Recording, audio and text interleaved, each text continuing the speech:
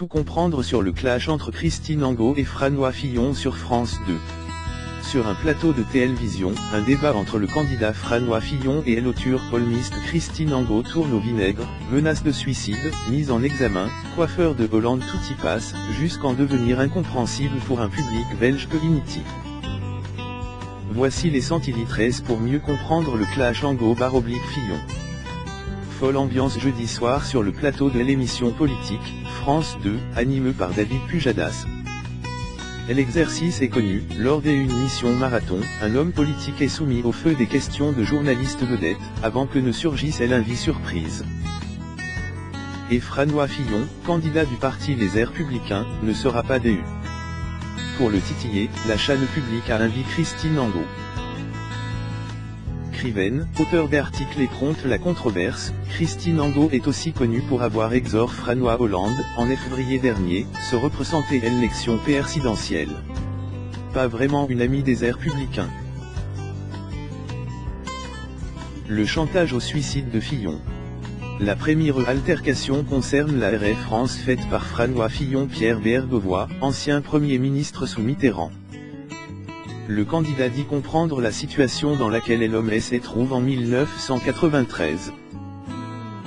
Le coup de Bergovoy c'est malhonteux. À ne passe pas. Vous nous faites un chantage au suicide. Demande Christine Angot. La centilitre pour comprendre, persistant et socialiste de la première heure, Pierre Bergovoy a gravi tout l'échelon de la politique avant de se suicider d'une balle dans la tête, peu de temps après avoir quitté Matignon. Le PS venait de perdre l'élection, et la probité de l'ancien Premier ministre était mise en doute propos d'un TRT de 150 000 € obtenu sans INTRT, mais qui était fait en toute transparence devant un notaire.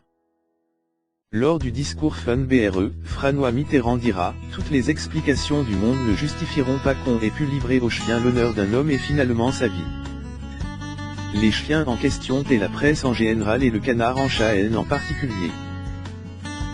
À la sortie de Christine Angot, Franois Fillon se défend « Vous ne pouvez pas comprendre que je sois blesse.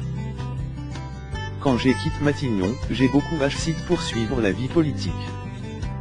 Moi, je ne fais pas partie des gens qui sont TNS en se disant un jour, je serai président de la République. » Tous deux mis en examen.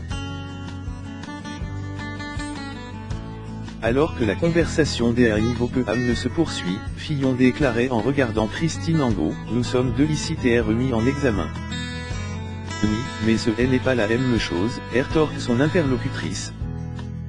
La centilitre pour comprendre, si nul n'ignore la mise en examen du candidat républicain, celle de Christine Angot est moins médiatisée. Elle concerne une chronique RDE dans Libération, où l'auteur met en cause l'éditeur Christophe Luquin, témoin dans le procès de l'écrivain Édouard Louis. Elle est poursuivie pour atteinte à la présomption d'innocence pour des crimes remontant au 2 avril 2016. Laurent Geoffrin, directeur de Libération, a également été mis en examen pour avoir publié cette chronique. Et le coiffeur de Hollande. Pris parti propos des fameux costumes côte US par un ami, Franois Fillon répond avec un sourire, et coiffeur de Franois Hollande, cela ne vous a pas choqué évidemment. La centilitre pour comprendre, les faits remontent déjà à an. En juillet 2016, la presse dévoile que le coiffeur personnel de Franois Hollande est rémunéré 9 895 € par mois. Un montant auquel il faut ajouter des indemnités de résidence. Soit un total de PRS de 600 000 € de rémunération brute cumulée sur 5 ans. Nerveux, Christine Angot conclura, c'est difficile de parler. C'est pour cela qu'il y a la littérature. Parce qu'on ne peut pas parler avec des gens comme vous. Un change surréaliste que David Pujadas décrira comme une tentative de dialogue en précisant dans la foule que parfois a réussi, parfois cela s'en mange moins bien. De fait,